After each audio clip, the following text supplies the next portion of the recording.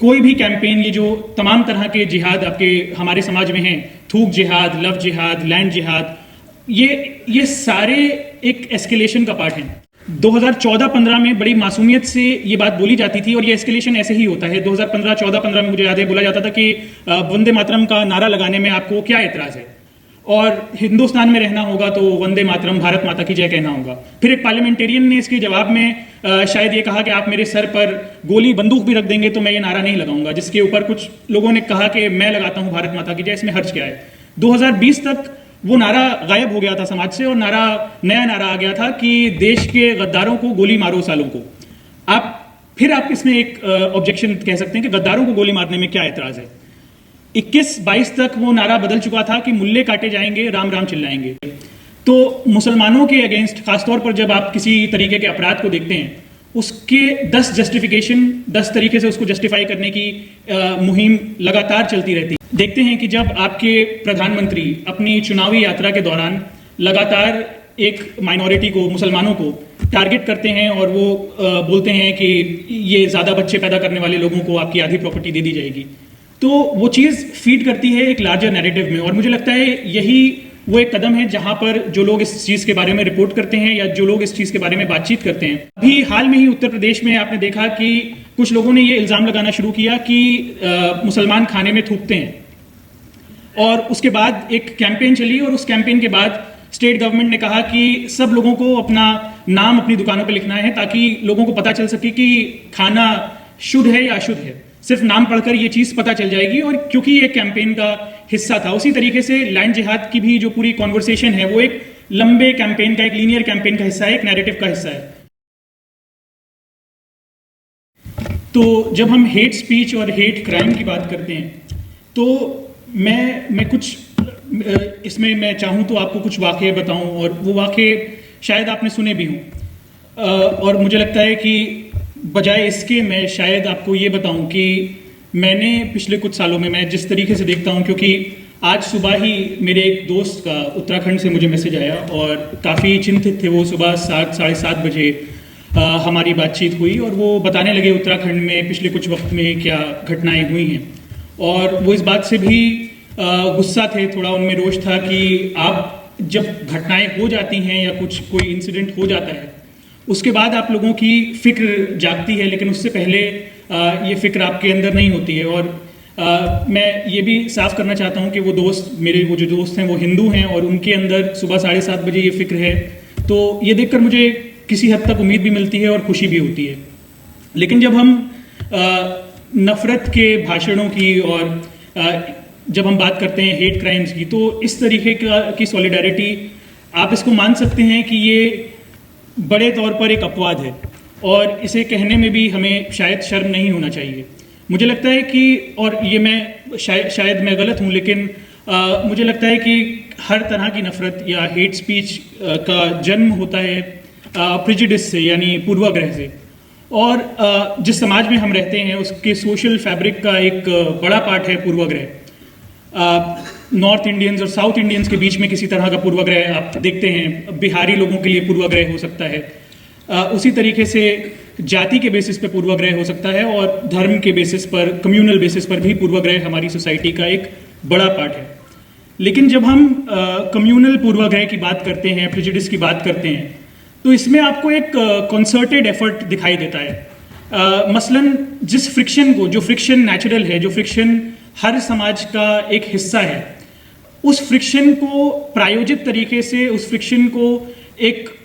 Artificial तरीके से बढ़ाए रखने और उसकी इंटेंसिटी को हमेशा एक कदम आगे ले जाने की लगातार ऑर्गेनाइजेशनल लेवल पर और स्टेट के लेवल पर आपको वो कोशिश दिखाई देती है। और इसमें कुछ चीज़ें आ जाती हैं कि आप देखते हैं कि जब आपके प्रधानमंत्री अपनी चुनावी यात्रा के दौरान लगातार एक माइनॉरिटी को, मुसलमानों को टारगेट करते हैं और वो बोलते हैं कि ये ज़्यादा बच्चे पैदा करने वाले लोगों को आपकी आधी प्रॉपर्टी दे दी जाएगी, तो वो चीज़ फीड करती है एक लार्जर नैरेटिव में। और मुझे लगता है यही वो एक कदम है जहाँ पर जो लोग इस चीज़ के बारे में रिपोर्ट करते हैं या जो लोग इस चीज़ के बारे में बातचीत करते हैं वो चूक जाते हैं। क्योंकि आप देखें, अगर कोई भी कैंपेन, ये जो तमाम तरह के जिहाद आपके हमारे समाज में हैं, थूक जिहाद, लव जिहाद, लैंड जिहाद, ये सारे एक एस्केलेशन का पार्ट हैं। आप कुछ समय पहले किसी एक छोटे से सर्किल में एक कॉन्वर्सेशन शुरू होती है और वो लगातार एक कैंपेन का पार्ट बनती है, और वो कैंपेन अल्टीमेटली सोसाइटी की मोरालिटी को शेप करने की कोशिश करती है, और वही मोरालिटी बाद में शायद लॉ में ट्रांसलेट हो जाती है या पॉलिसी में ट्रांसलेट हो जाती है। अभी हाल में ही उत्तर प्रदेश में आपने देखा कि कुछ लोगों ने ये इल्ज़ाम लगाना शुरू किया कि मुसलमान खाने में थूकते हैं, और उसके बाद एक कैंपेन चली, और उस कैंपेन के बाद स्टेट गवर्नमेंट ने कहा कि सब लोगों को अपना नाम अपनी दुकानों पर लिखना है ताकि लोगों को पता चल सके कि खाना शुद्ध है या अशुद्ध है। सिर्फ नाम पढ़कर ये चीज़ पता चल जाएगी, और क्योंकि ये कैंपेन का हिस्सा था। उसी तरीके से लैंड जिहाद की भी जो पूरी कॉन्वर्सेशन है वो एक लंबे कैंपेन का, एक लीनियर कैंपेन का हिस्सा है, एक नैरेटिव का हिस्सा है। मैं इस चीज़ को भी मानता हूं कि जब हम हेट स्पीच की बात करते हैं और हम में से कुछ लोग ये चाहते हैं कि ऐसी स्पीच को बैन किया जाए या इस तरीके की स्पीच को बैन किया जाए, तो मुझे लगता है कि ये मेरा व्यक्तिगत मानना है कि किसी भी हेट नैरेटिव के हर कंपोनेंट को या हर एलिमेंट को आप बैन नहीं कर सकते हैं, और वो शायद काउंटर प्रोडक्टिव हो, लेकिन काउंटर नैरेटिव्स पर हम लोग ज़्यादा ध्यान नहीं देते हैं। अलावा इसके मैं ये भी कहना चाहता हूं कि जब एक कंसर्टेड एफर्ट रहता है किसी सोसाइटी की मोरालिटी को शेप करने का, हमारा जिस समाज में हम रहते हैं उस समाज में अगर आप किसी चीज़ को जो कि क्रिमिनल भी है, आप उसमें से मोरालिटी हटा दें तो वो चीज़ जस्टिफाइड हो जाती है और वो लेजिटिमाइज हो जाती है।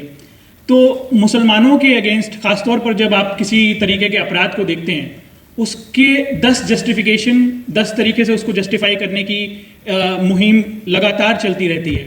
तो मुझे ये लगता है कि आप एक लंबे टाइम तक इस तरीके के नैरेटिव्स को काउंटर करने के लिए, अगर आप इस तरह के नैरेटिव्स को काउंटर करना चाहते हैं, तो सिर्फ ये कह देना कि जब आप देखते हैं रोज एक फेक न्यूज़ आई और आपने बताया कि नहीं इस केस में इसने खाने में नहीं थूका, फिर कल वही फेक न्यूज़ दोबारा मैन्युफैक्चर होकर आएगी और आप एक ऐसी साइकिल का पार्ट बन जाते हैं जो साइकिल समाज की फिर वो एक क्वेश्चन ही नहीं रह जाता है कि वो एक क्राइम था या नहीं था। वो उस प्रेजुडिस को, उस फ्रिक्शन को उस लेवल तक एस्केलेट करने की कोशिश होती है जिसमें सोसाइटी एक अलग तरीके से सोचने लगती है। मैं पिछले महीने मुजफ्फरनगर में मैंने लगभग कई लोगों से बातचीत करी जो उस बैन से इम्पैक्ट हुए थे, और उसके बाद उन सब से जब मैं बातचीत कर रहा था, वहीं दूसरी तरफ, और ये चीज़ कुछ साल पहले भी हुई थी कि लव जिहाद से बचाने के लिए सुअर के दांत को अलग अलग मुसलमान लड़के आपसे ना मिले इसलिए आप सुअर के दांत का लॉकेट पहने। इसी तरीके से एक तरफ एक कॉन्सर्टेड एफर्ट रहता है कि आप देखते हैं कि मुसलमानों को लगातार ये समझाया जाता है कि उनके साथ क्या हो रहा है, और दूसरी तरफ ये कोशिश रहती है कि जो दूसरी साइड जिस नैरेटिव को क्रिएट कर रही है उसके किसी एलिमेंट को समझने की कोशिश की जाए। और ये चीज़ आपको हर स्पेयर में दिखती है, आप नारों में देख सकते हैं। 2014-15 में बड़ी मासूमियत से ये बात बोली जाती थी और ये एस्केलेशन ऐसे ही होता है। 2014-15 में मुझे याद है बोला जाता था कि वंदे मातरम का नारा लगाने में आपको क्या एतराज़ है, और हिंदुस्तान में रहना होगा तो वंदे मातरम, भारत माता की जय कहना होगा। फिर एक पार्लियामेंटेरियन ने इसके जवाब में शायद ये कहा कि आप मेरे सर पर गोली बंदूक भी रख देंगे तो मैं ये नारा नहीं लगाऊंगा, जिसके ऊपर कुछ लोगों ने कहा कि मैं लगाता हूं भारत माता की जय, इसमें हर्ज क्या है। 2020 तक वो नारा गायब हो गया था समाज से, और नया नारा आ गया था कि देश के गद्दारों को गोली मारो सालों को। आप इसमें एक ऑब्जेक्शन कह सकते हैं कि गद्दारों को गोली मारने में क्या एतराज़ है। 21-22 तक वो नारा बदल चुका था कि मुल्ले काटे जाएंगे, राम राम चिल्लाएंगे। तो मैं बस इतना ही कहना चाहता हूं कि वो एक लीनियर प्रोसेस है, और वो जो एस्केलेशन आप देखते हैं वो लगातार लॉ के हिसाब से मैं बात नहीं कर सकता, लेकिन समाज की जो बेसिक मॉरलिटी है उसको चेंज करने की भी एक कोशिश रहती है, और ये सिर्फ भारतीय जनता पार्टी तक या बीजेपी तक महदूद नहीं है। अगर कठुआ के रेपिस्ट के लिए मार्च निकालने वाले नेता जो पहले भारतीय जनता पार्टी में थे और वो बिना किसी शर्म के वो कांग्रेस पार्टी ज्वाइन कर सकते हैं, और कोई भी नेता जो आज इस तरह की बातें करता है वो आराम से किसी दूसरी पार्टी में शिफ्ट कर सकता है, या कोई सेक्युलर नेता बीजेपी में जा सकता है। तो वो एक बुनियादी क्वेश्चन है जिसको शायद हम लोग एड्रेस करने में फेल कर रहे हैं। शुक्रिया।